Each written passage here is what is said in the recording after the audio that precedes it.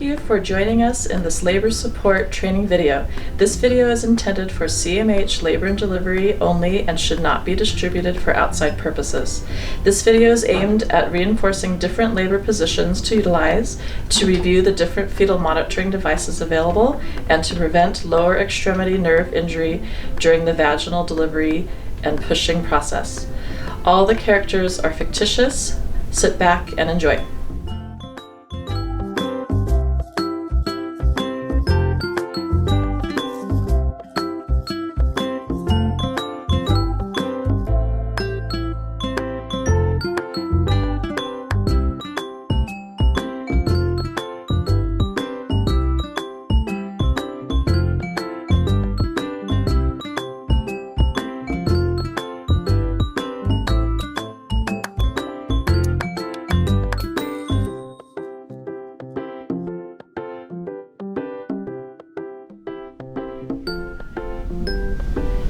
All right, Brianne, so since you're 3 centimeters, this is going to be your room now. We've moved you from triage, so we're going to go ahead and admit you and need to talk to the doctor and get some orders. For now, I'm just going to need you to get back in bed so we can get just a little 20-minute NST. I reviewed your birth plan, and it looks like you don't want a lot of interventions. You want to be able to move around and that kind of thing, so we'll do our best to accommodate you. It looks like you're a pretty low-risk pregnancy here. You don't want any pain medication? No. Okay, then I'll leave that up to you and your sister to ask me then. I won't be asking you if you want pain medication, okay? So while you're getting your NST done, I'll just let you and your sister kind of review this. This is our labor support binder. If you haven't had classes or you need a reminder, it kind of gives a brief summary of a lot of our labor support stuff, okay? And remember, you also have the TV that has some guided labor meditations, and it has some good music and scenery, and has some educational videos as well. If you have a patient like Bree, just please make sure your order set reflects her requests for intermittent auscultation, a saline lock so she can ambulate, and a diet so she can eat throughout her labor to keep up her energy.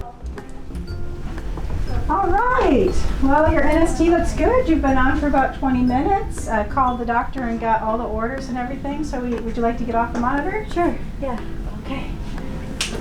So for now, we can just have your IV saline locked, and we can do intermittent auscultation.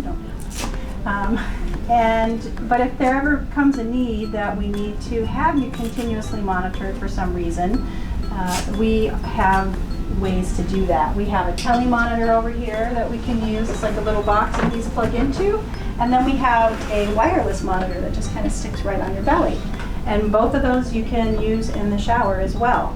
So in the bathroom you have a shower and a bathtub. You're welcome to use that, okay? So for now you can be off the monitor for about 45 minutes to an hour, all right? So would you like me to demonstrate some of the labor positions? Are you having any back pain at all? There's some positions that are really good for back pain. Positions for back labor. Okay, Cheryl, I'm just going to show you what to do here. So Bree, go ahead and just sort of lean on the bed there. So our beds do go up and down. They do all kinds of amazing stuff, so let's utilize our beds to the best of our ability, okay? So for back labor, a lot of moms feel some pain and pressure right here during a contraction. So if you just kind of get your palm right there in the small of their back and apply pressure while they're having the contraction, it really helps. Sometimes some people like to use both palms and get a nice good counter pressure going on there. Whatever works for you and for Bree, she'll let you know. You can also, your hands get tired, you can incorporate this tennis ball. We have these here on the unit, and you can do it that way, or you get a little more pressure if you use the palm of your hand, and it can really get it in there. Okay, so those are a couple things you can do. I find if you do about 20 minutes of each thing that feels good, then you do 3 of those things and you've already got an hour of labor down. So if you just think in those small increments. So see, whatever comes natural, standing and rocking like that is really good with labor. And then if the contractions get harder, you can hold on to your support person for support and rock back and forth with your support person. Okay, and now Cheryl, I'd like to show you and demonstrate the hip squeeze. So hip squeeze is very, very good, especially if we think the baby might be in that OP position. And with her having some back labor like she's had, that's a possibility. And nothing to panic about. We can get, facilitate baby to move. So when you do the hip squeeze, what you're going to do is you're going to find her hip bones, and you're going to get your palms just underneath her hip bones on either side, and kind of press your palms in and upward. And what this does is it helps the pelvis to open. So Bree, go ahead and lean over on the bed like you were doing when we were doing counter pressure, and just kind of relax into the bed.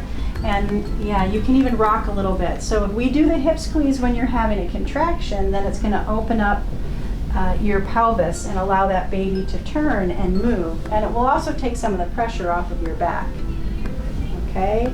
It's a lot of pressure. Usually when I do this for patients, my arms are shaking. I'm pushing very, very, very hard. Does that feel good? That feels good.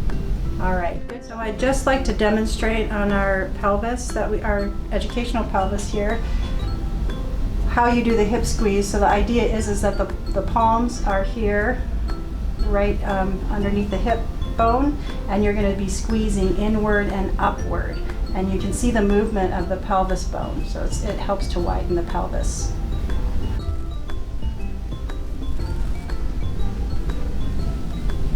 So incorporating the birthing ball is a really good way to kind of keep these motions going, keeping that pelvis open if you get tired as a little bit of a break from these standing positions that I've shown you. So this is great. So you can just kind of give her some effleurage while she rocks on the ball, and she's able to put some body weight onto the bed. So this is a very, very good move. And again, when you're doing those rocking motions, what you're doing is you're changing the way the pelvis is. So you're changing the position of the pelvis and allowing your baby to kind of turn and come down into the pelvis.